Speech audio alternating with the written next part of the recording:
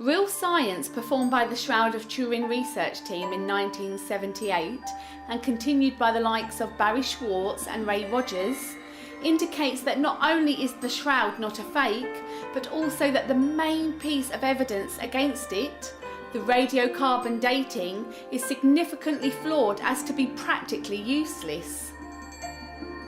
As Barry says, the scientists found that the shroud was not a medieval painting, not a forgery, a hoax, a photograph, rubbing, etching, dust painting, or any of the other possibilities suggested by the doubters. Yet there were still doubters. If only we had some other piece of evidence to corroborate the story of the shroud. What many people don't realise is that we do. Fiercely protected behind lock and key at the Cathedral of San Salvador in Oviedo, Spain, sits a great wooden ark. The metal front, fashioned in distinctly Roman style, shows the image of a man on what appears to be a throne, surrounded by 12 other figures. Legend has it that this chest was kept secretly in a cave near a monastery in Jerusalem until the 7th century.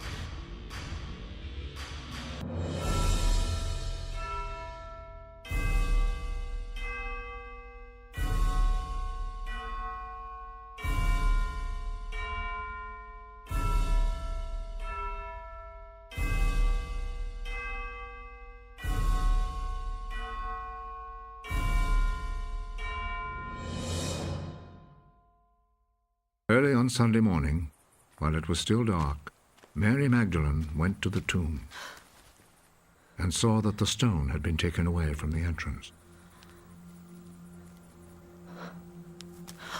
She went running to Simon Peter and the other disciple whom Jesus loved.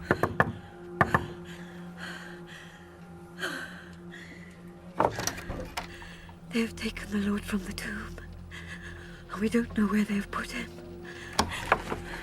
Then Peter and the other disciple went to the tomb. The two of them were running, but the other disciple ran faster than Peter and reached the tomb first. He bent over and saw the linen cloths, but he did not go in. Behind him came Simon Peter, and he went straight into the tomb.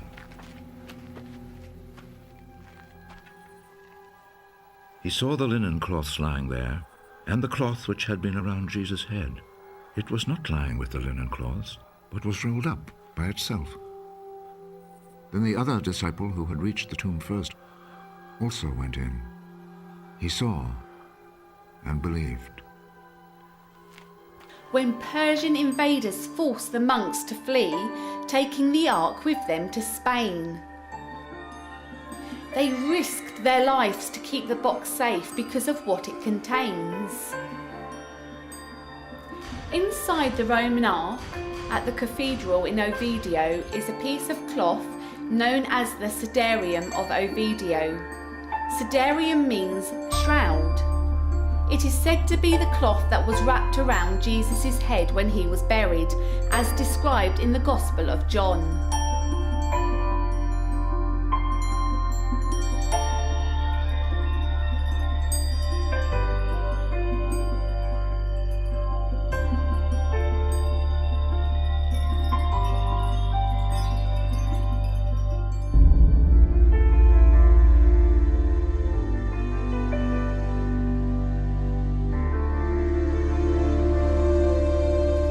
Blood tests conducted on the Sudarium and the Shroud of Turin prove that both are of the same blood type, AB, a rare blood type amongst medieval Europeans but common in the Middle East. What's more, pollen samples taken from both cloths place them both in the Palestine area, and textile experts have confirmed that the Sudarium is made from the same fabric as the shroud. Are the shroud and the Sudarium really linked? Look and ye shall find, said Jesus. There would seem to be no doubt that both the Shroud of Turin and the Sudarium of Oviedo both covered the same man. A man of Middle Eastern origin who was scourged and whipped, nailed to a cross, crowned with thorns, and pierced with a spear.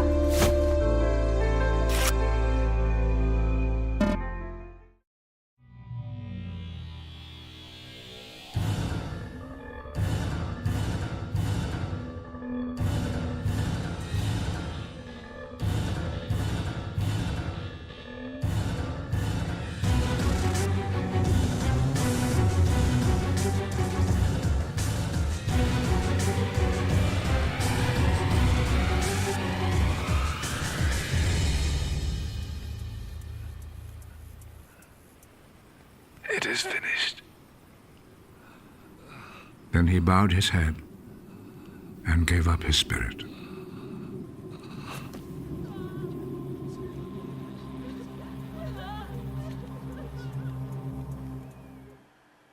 So the scientists found that the Shroud of Turin was not a fake, not a hoax, not a painting or a photograph, or any of the other things that the doubters claimed.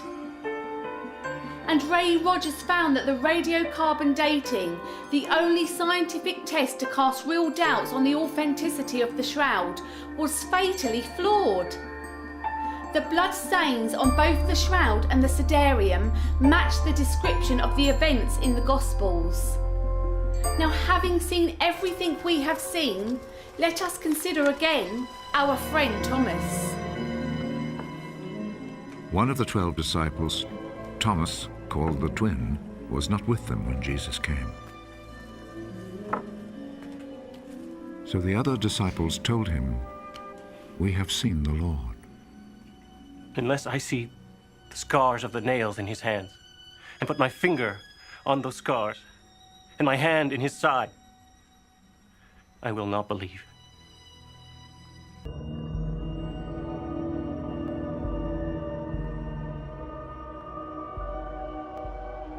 Unless I see the scars of the nails in his hand, and put my finger on those scars, and my hand in his side, I will not believe.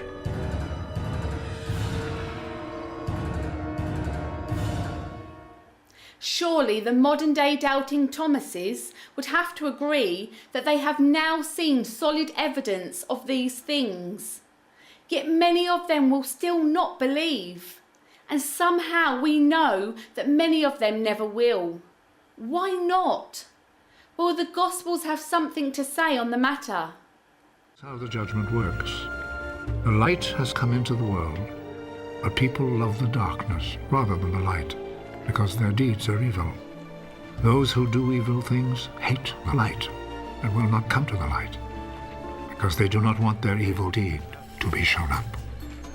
But those who do what is true come to the light, in order that the light may show that what they did was in obedience to God. Some people will never accept the truth because they are afraid. Maybe there is nothing we can do about that except to plead with them to keep their eyes open.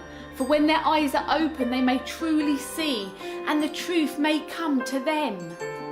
Which leads us to one final incredible piece of the scientific puzzle. The VP8 image analyzer is a